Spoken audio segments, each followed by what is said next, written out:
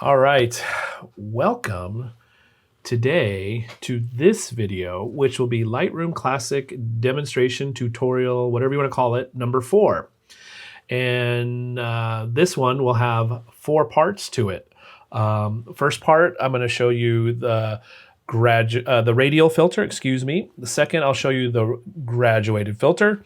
Third, I will show you the effects panel, which includes, I'll show you how to do vignetting and add grain. That's kind of a quick one. And then the fourth is kind of a bonus thing. I'm going to show you how to do selective color on an image. Are you excited? The ice cream truck outside is excited, playing the same song over and over again. Yay. Hey, let's do a dad joke while we're here. So what do you call an alligator in a vest? An investigator. Alligator in a vest, investigator. Again, as always, no extra charge for your humor today. Hey, let's go to Lightroom. So these photos that we're going to work on together are in Canvas. They're in LRC4.zip. You know how to do this whole procedure where you download those, unzip them, which is uncompress them. Well, I think on the PC it calls it expand. And then you will import those to Lightroom, call them LRC4 with a name, put them in a collection called LRC4, and away you go. Hey, we're going to start with this first photo, which is photo number 3, at least in my collection of LRC4. It's the photo of Paul here. You don't know his name, but that's his name, Paul. So here's what I want to do with this photo. What I want to do is this portrait, the background is a little bright. So remember, one of the things I do with photos when I look at them in Lightroom is what do I want to correct to help people see what I want them to see? Or what I want to change, what I want to modify. So in this case, I really want people to see Paul first, his head. So what I want to do is create a spotlight on him that makes everything outside it darker. And it's a tool that's called the Radial filter. So I'm going to go to the Develop module, and the Radial filter, like all the tools we've used so far, it's in the toolbar just below the histogram on the right-hand side.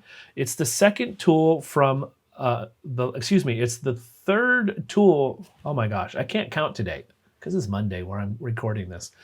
It's the second tool from the right. Second tool from the right. I think I've told you this. If you put your mouse over these, it will show you what the tool is. So this is the Radial filter. It's a circle with a dot in the middle. So I'm going to click on that to turn it on.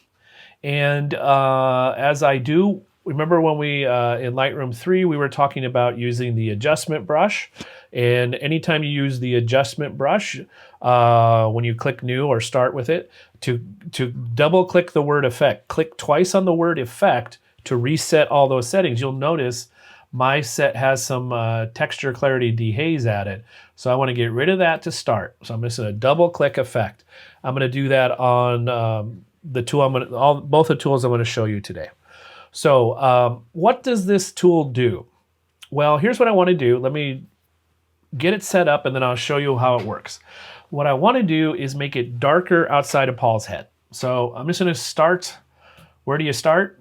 Somewhere. So I'm going to go about -1.5 on the exposure because I know I'm going to make it darker. That's my starting point. That's my strategy. And then I'll fine tune it once I get the adjustment in place. So you'll see all the controls in here under the Radial filter are exactly the same as the adjustment brush. So we have basically all the stuff from the basic panel plus a few other things.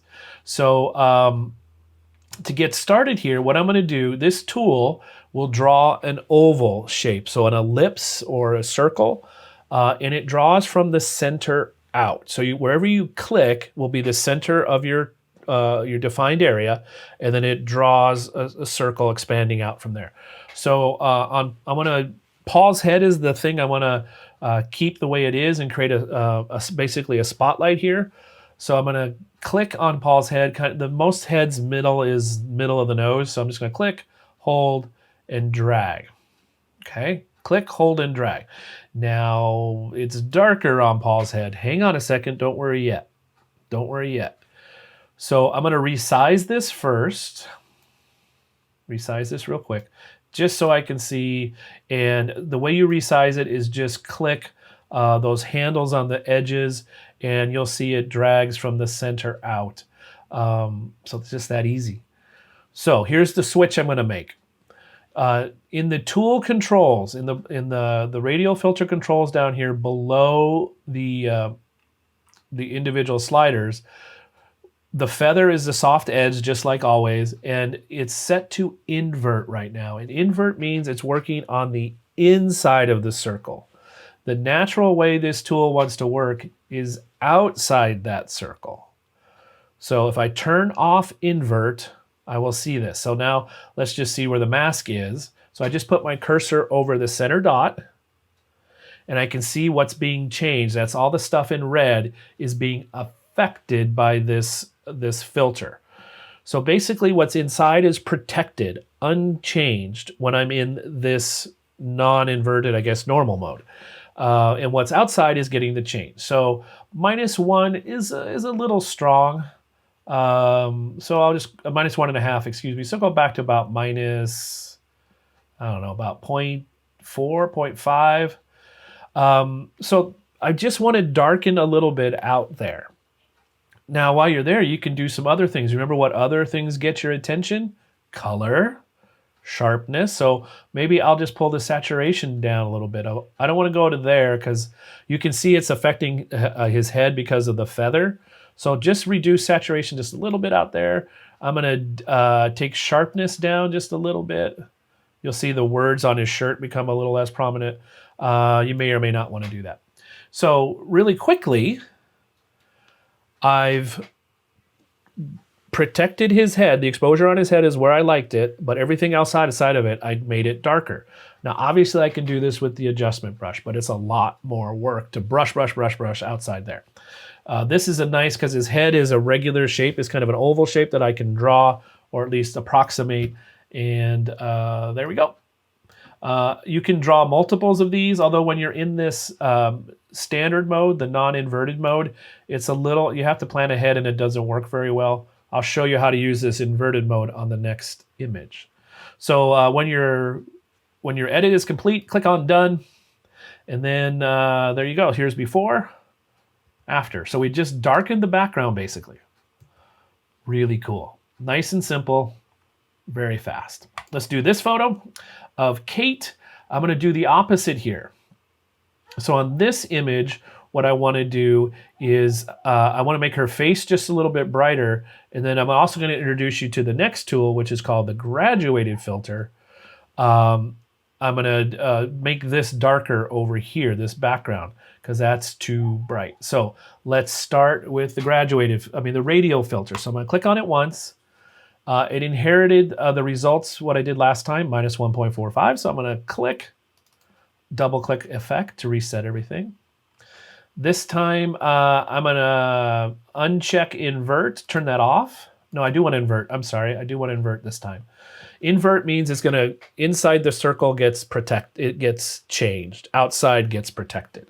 So I want to brighten her face just a little bit, especially her eyes are just a little bit dark. So we're just going to draw a shape around her head. Nothing happened because I didn't change the exposure. So I'll just brighten it a little bit just to get started. It's too much, but it's enough to help me see where I'm drawing. We'll just do that part of her head. Now her head's at a little bit of an angle. So you can rotate this, and the way you rotate the radial filter, put your mouse outside just a little bit, you get the little hooked arrow like on the crop tool. So just click now outside and rotate. So you can rotate this to match the tilt of her head. On faces, one thing I'll do is a portrait retouching thing. I'll usually turn contrast down a little bit. Don't go there, but one of the advantages of turning down contrast is it hides any wrinkles, or it reduces shadows just a little bit. Sometimes I'll take the shadows and open those up a little bit as well. So I took the shadow slider, went to about plus 40. The contrast is at about minus 30. So her face is brighter. Good thing. That's what I wanted. This will happen oftentimes as in a situation like this where the sun is behind. So basically what I'm doing is just adding some extra light on her face, nice and easy. So easy, right? Easy, easy. So what I want to do next is use the graduated filter, which is a rectangular shape. And I'm going to draw it at an angle to match the angle of that basically triangle in the corner there of brightness. So I want to darken that down a little bit. So here's how we do this tool. This tool is a little trickier than the radial filter, but you'll figure it out. So the graduated filter is right in the middle. It's the third tool from the right. So it's just a rectangle. Once you click on it, here's what we're going to do. First, let's double click effect to get everything back to 0. I know I want to darken everything, so I'm going to take exposure and go to the left just to get started, make it darker, -1.5-ish. And what I'm going to do is, the way this tool works is you start in the area you want to change. So I'm going to start in the top left corner. I want to make that darker. Then I'm going to click and hold and pull down and release when I get to where I want the change approximately to stop. Let me show you. It's harder to explain than to show. All right, here we go. So I'm going to start about here, top left. I'm going to click and hold, and I'm pulling down. Okay, and where do I want the change to stop? I don't want it to hit her head. So here's what you get when you draw this. That middle line where the pin is the middle. So above that, the middle's at 50%. That top line that you can just see right up here in the corner is at 100%. So anything above that top line in this case has 100% of whatever we're doing over here applied to it. So in this case, it has 100% of the darkening applied. As I get closer to the 50% line, it's a graduated fade out. So it goes from 100 to 50 here, and then from here, 50 to the bottom line, 0. So it fades out, so it gets a soft edge. So I want this part here, all these little balls of light, to be a little darker still. So what I need to do is have a smaller area. So I'm going to shrink this by clicking on the bottom line, and then I'm going to click on the middle line and pull it down something like that. Okay, so the middle line is now about in the middle of those green blobs. It's a little too dark. So I'll go to about -0.85 for the exposure itself. Now it's still a little bright. So here's the trick for that. I'm going to do highlights, pull those down a little bit, and whites, and pull those down a little bit. So those are the brightest speckles that draw your attention over there. And that'll let me turn the exposure back up just a little bit. I think about -0.5 is where I want to be. Yeah, somewhere around there. Again, you could potentially reduce saturation over there just a little bit. No, don't do that. Don't do that. Never mind. Ignore that. So once you've got the exposure the way you want, you can see where it's being changed by putting your mouse over that center dot, and you get the red where the filter is taking place. So we combine two filters here. We combine the graduated filter for that kind of rectangular shape, which triangle on its side. It's a rectangle on its side is a triangle. And we use the radial filter, for her face. Okay, so we combine the two kinds of filters. This is awesome to use for landscapes, and I'm going to show you on the next one, the graduated filter for landscapes. Yeah, so there we go. So let's do this one. One more graduated filter one. What I want to do on this photo real quick before we do the graduated filter is we're going to do on the next two photos, we'll do some combos of things so you can see how all this goes together. So on the next two photos, I'm going to take you from beginning to end, from crop to basic panel edits to any other edits, then add in what you call it, the selective adjustments. I'm sorry. So let's do this photo and see how we do. So here we go. So Seattle skyline from the ferry on a stormy day coming back into Seattle, but it doesn't feel very dramatic. So I want to bring out the drama in this photo. So I'm going to start with the basic panel. So I clicked on the graduated filter to turn it off. So if it's on, you can click done or to click the tool icon again and that will turn it off. So I'm in the basic panel. So the biggest problem here is contrast. It doesn't have much. It's very flat and gray. So I'm going to turn contrast up. I'll go to about plus 45. Highlights, let's see what happens when we move those around. Not too much. I'll just turn it up a little bit to about plus 10. Shadows, let's see with that. What do I want to do? Which way do I want to go? Maybe just a little darker to add some drama, about minus 11. The whites, what do I want to do there? I'm going to leave those alone, not move them. Blacks, I want to go, I like where this is going, so I'll probably go about minus 50 on the blacks.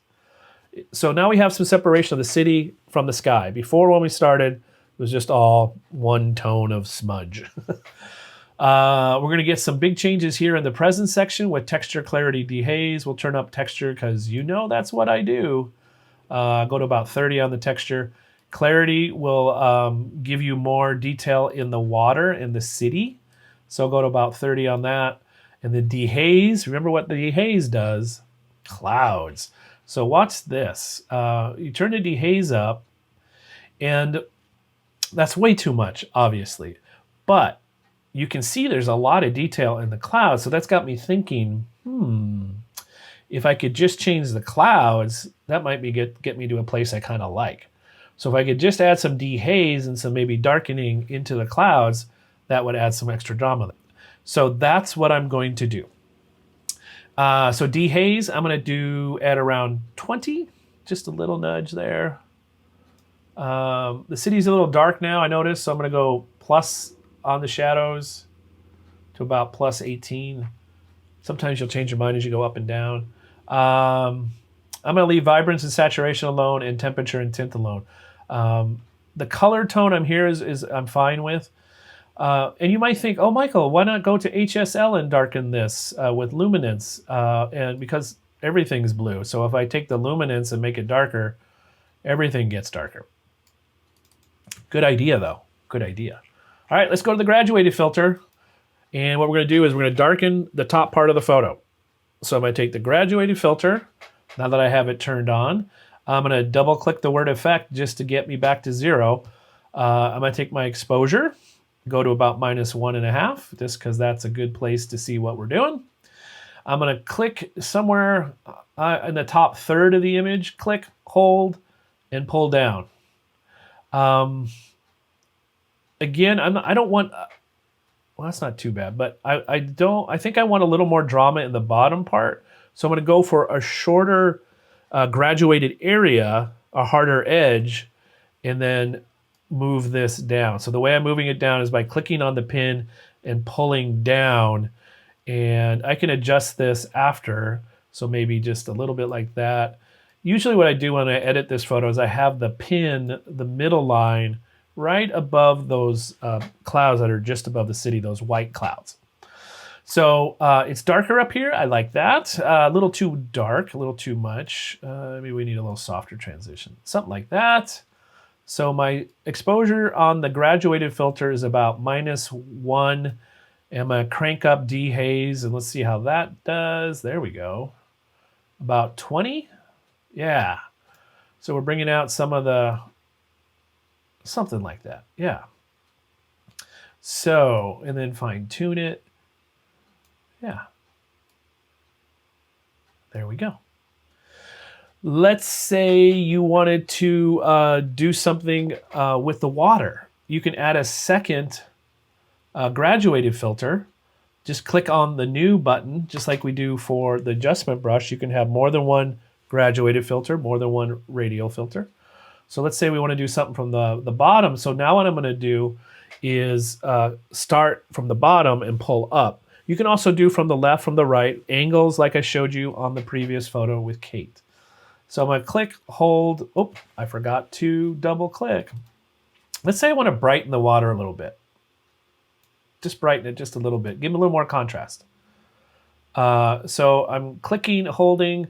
If yours is a little wiggly like mine is being right now, and you just want to go straight up or straight down or straight left or straight right, just hold down the shift key, hold down the shift, and that'll let you go straight up or down. So I'm just moving up here and then moving the middle just below the city. So I've brightened the water. Maybe we want, let's see what happens if we do a little, no, I don't want to change the tint. And what else might we do down there? Maybe turn the contrast up a little bit so it looks a little stormier. Click done, and then look at before and after. Pretty amazing. So then this is really cool, knowing what all this information is in your photos. And as you get more experience using Lightroom, you'll learn what is there and what might be able to be pulled out. And if you're ever not sure, just drag a slider to its maximum and see if there's something hiding underneath there. You know, in the presence section, especially the dehaze slider will help you see that. Contrast can help you see that in the general part. Blacks and exposure are also areas that will kind of help you see, ooh, is there something kind of hiding there? So yeah, we can do lots and lots of changes with the graduated filter. I want to do one more with you on the dog photo coming up here. All right, so one more photo here with the radial filter and graduated filter. For this one, I'm just going to use the radial filter primarily, but I'm also going to combine a whole bunch of other stuff in the basic panel. So let's get started. First of all, this is a photo that where you'll have some issues where it's pretty common. So the sun is behind my son's dog, Keanu, coolest dog ever. And so his face is really dark. And I really want to, here's what I want to do with this image. I want the face to be the first thing you see, those eyes. He's really intently staring at me. And I want to see that. I want to accentuate that. I want to brighten the face. And I want to zoom in a little bit more with a crop. So we'll start with the crop tool. So that's in the basic panel. Well, it's not in the basic panel. It's in the toolbar on the top left-hand side. So I'm going to crop in how much. I'm just going to start there. Started from the top right. And what I don't want this window, the little part of the window at the top, or over here on this side, I don't want any of that. So I kind of want his face, or at least a good portion of it, in the middle.